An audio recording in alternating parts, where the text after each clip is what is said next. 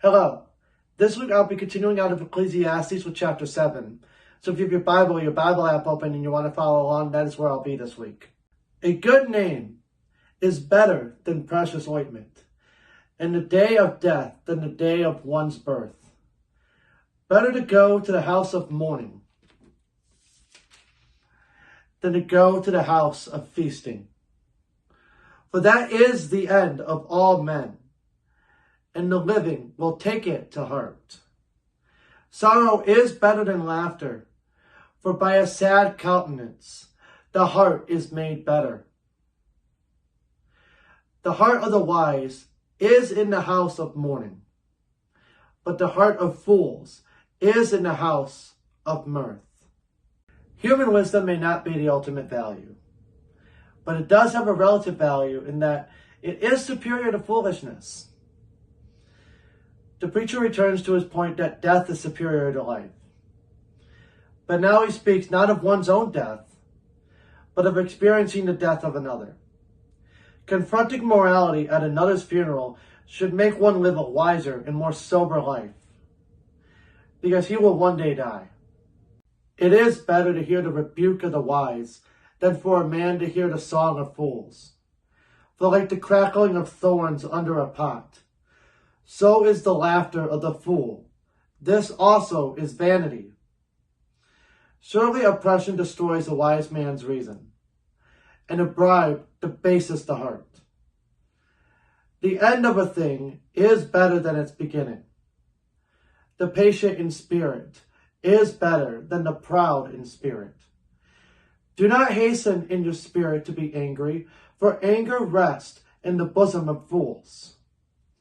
Do not say, why were the former days better than these?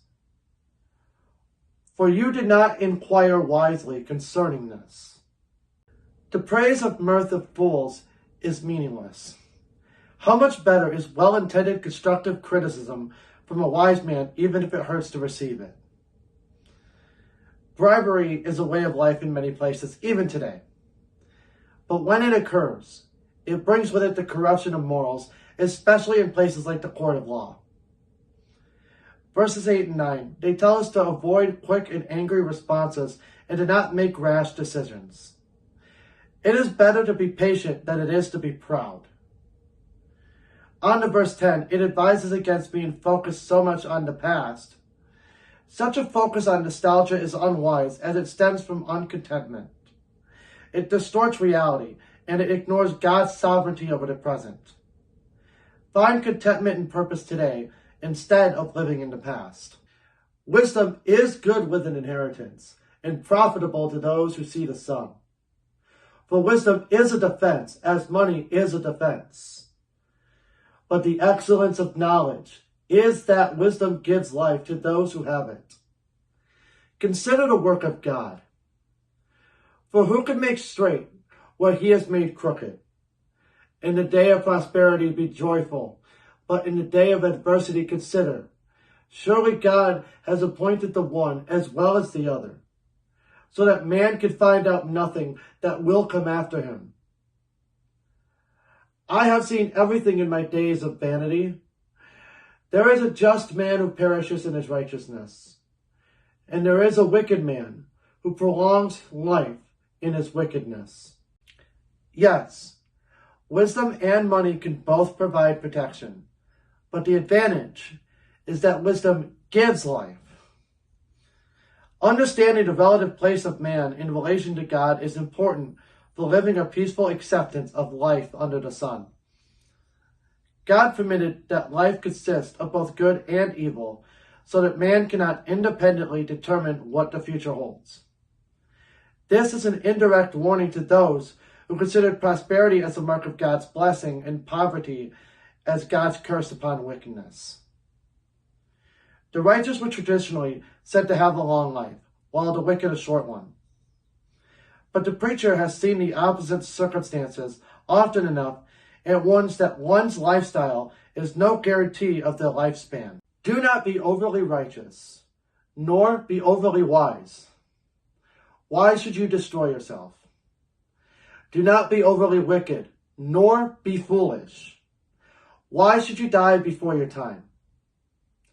It is good that you grasp this, and also not remove your hand from the other. For he who fears God will escape them all. Wisdom strengthens the wise, more than 10 rulers of the city. A fanatical zeal for religion or a privately defined righteousness can lead to an early grave, especially if it erupts into physical conflict. On the other hand, a wicked life of sin and debauchery also leads to an early grave. But there is not a just man on earth who does good and does not sin. And do not take to heart everything people say, lest you hear your servant cursing you.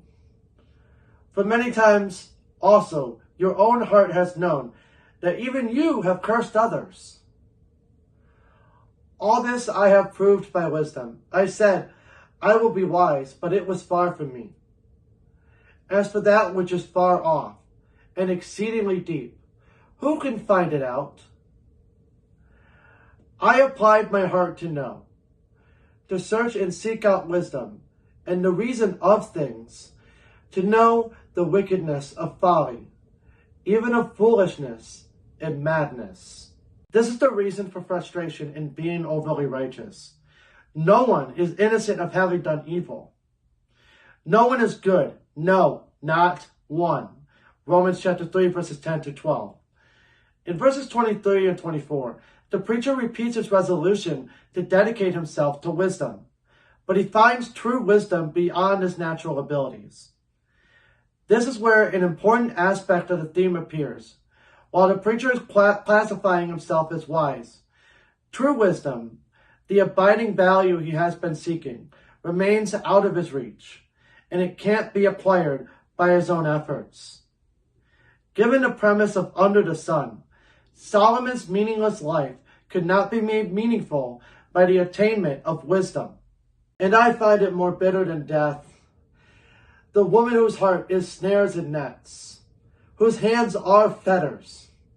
He who pleases God shall escape from her, but the sinner shall be trapped by her.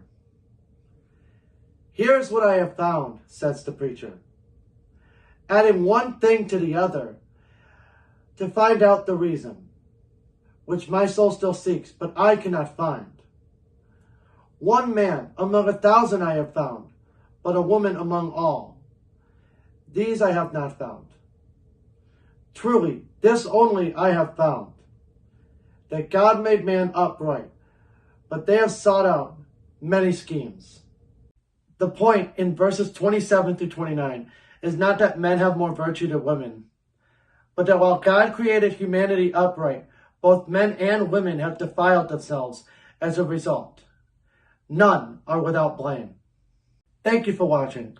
Next week, I'll be continuing out of Ecclesiastes with chapter 8. I hope that you can join me. God bless.